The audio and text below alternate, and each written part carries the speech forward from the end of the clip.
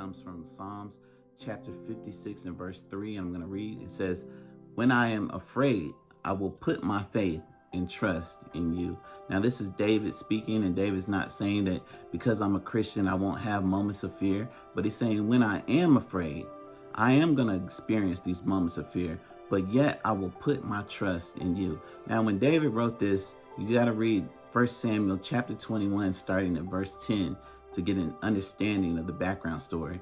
David was running at this time from King Saul, and he was in fear, and he ran into a Philistine camp called Gath. And when he came there, the king Achish, saw him.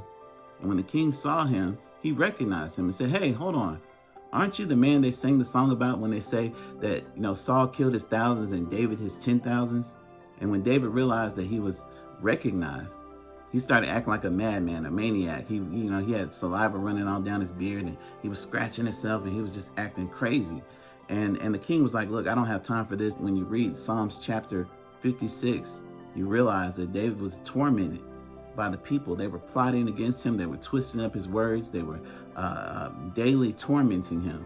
We all go through these moments of fear in our life, and when you think about David wrote in Psalms chapter 23, "Yea, though I walk through the shadow of the valley of death, I shall not fear." David knew what it's like to go through these fearful situations. He knew, to be in the shadow of something means you got to be near it. You got to be close to it. So David has walked through the verge of death. He's had those kind of experiences.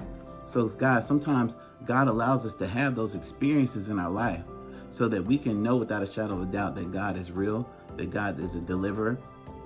And when God brought David out of the Philistine camp, when God delivered David wrote one of the most powerful Psalms of all times. If you read Psalms 34, David said, "I will bless the Lord at all times. His praise shall continually be in my mouth. My soul shall boast in the Lord. The humble shall hear of it and be glad. Oh, magnify the Lord with me. Let us exalt his name together." David wrote this because God had delivered him.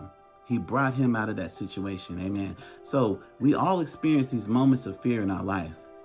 Amen.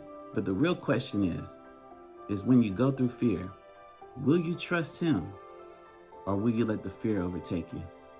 Amen. You guys have a blessed day. I read to you Psalms chapter 56, verse 3. God bless you.